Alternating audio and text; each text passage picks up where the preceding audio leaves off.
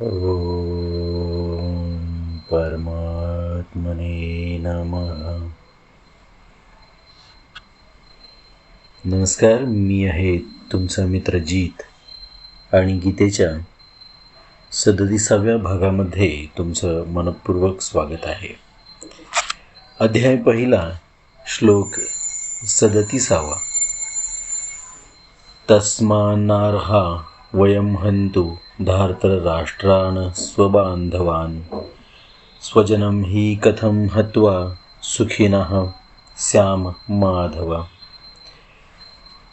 व्याख्या अशी आहे की म्हणून आपले बांधव या धृतराष्ट्र संबंधियांना मारण्यासाठी आम्ही योग्य नाही, कारण हे माधव आपल्या कुटुंबियांना मारून आम्ही कसे सुखी होऊ. भाषांतर आपण वाचूया. म्हणून आम्ही बांधव असणाऱ्या धृतराष्ट्रपुत्रांची हत्या करणे योग्य नाही. हे माधव, सांग, स्वजन यांची हत्या करून आम्ही खरोखर कसे सुखी होऊ शकू. पहा, या ठिकाणी व्याख्या अशी सांगतात स्वामीजी की आत्तापर्यंत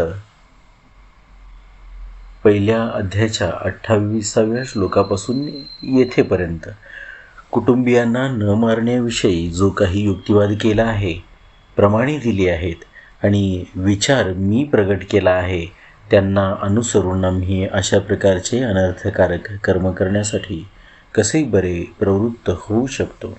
म्हणून अर्जुन श्रीकृष्णाला विचारतात, आपलेच बांधव असलेल्या या धृतराष्ट्र संबंधींना मारणे सर्वथैव अयोग्य अनुचित आहे.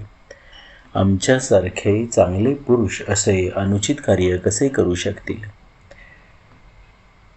या ठिकाणी अर्जुनाचा भाव आपण समजून घेतला पाहिजे. अर्जुन, आम्ही मारण्यासाठी योग्य नाही म्हणतात. म्हणजे मारणं हे या ठिकाणी आमच्यासाठी योग्य कार्य नाही होणार, अशा पद्धतीने सांगतात. आणि पुढे म्हणतात, या ठिकाणी माधव या नावाने अर्जुनाने हाक मारलेली आहे कृष्णाला. मधु नावाच्या दैत्याचा वध करणारा तू आहेस. इथे तर माझे स्वजन आहेत सगळे, आणि स्वजनांना मारणं हे कुठल्याही पुरुषासाठी अनुचित कार्य आहे. आम्ही असे अनुचित कार्य कसे करू शकू, अशा अर्थाने अर्जुन विचारतात. तर त्यांच्यामधली जी सात्विकता आहे, निस्वार्थी भाव आहे, कोणत्याही प्रकारच्या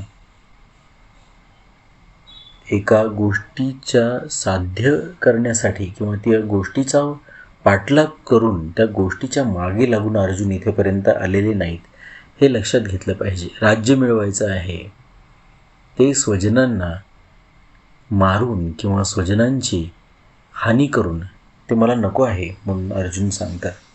या ठिकाणी निश्चितपणाने दुर्योधन आणि अर्जुन किंवा कौरव आणि पांडव यांच्यामधील जी मनोभूमिका आहे ती अत्यंत स्पष्टपणे आपल्यासमोर येत आहे.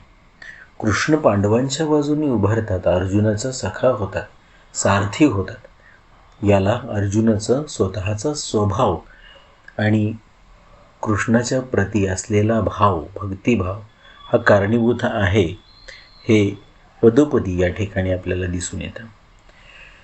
स्वजनम हि कथम हत्वा सुखिनः स्याम माधव.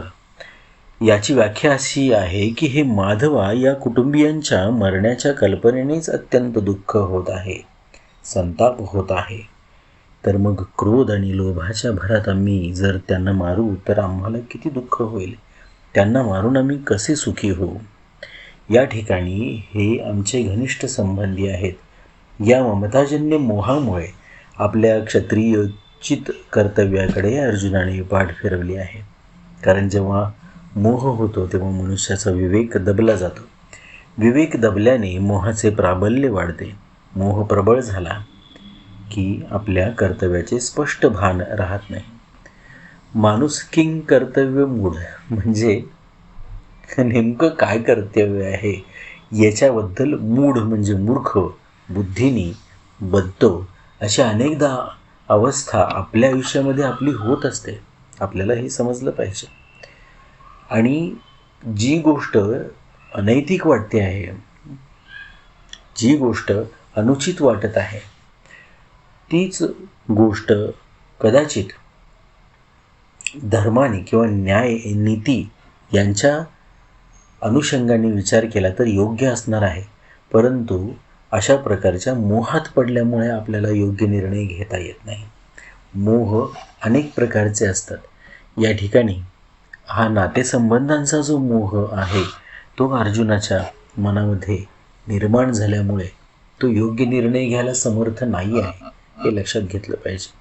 खूप वेगळ्या अर्थाने गीतेमध्ये या निर्णय प्रक्रियेची जी संपूर्ण मीमांसा केलेली आहे पहा, तर ती मीमांसा कशाच्या आधारे केलेली आहे तर पूर्णपणे कर्तव्य धर्म या एकाच गोष्टीच्या आधारे आपल्याला ही मीमांसा केलेली आढळते. सत काय आहे असत काय आहे यांचा विवेक कुठल्या पद्धतीने जागा राहतो आणि तो आपल्याला निर्णयाप्रत घेऊन येतो, हे या संपूर्ण गीतेमध्ये समजून घेण्यासारख्या अनेक गोष्टी ह्याच्यामध्ये आहेत. पण कर्तव्याच्या माध्यमातून आपल्याला जगणं कसं सोपं होतं, कर्तव्य परायण ज्यावेळेला आपण असतो त्यावेळेला हे आपण समजून घेतलं पाहिजे.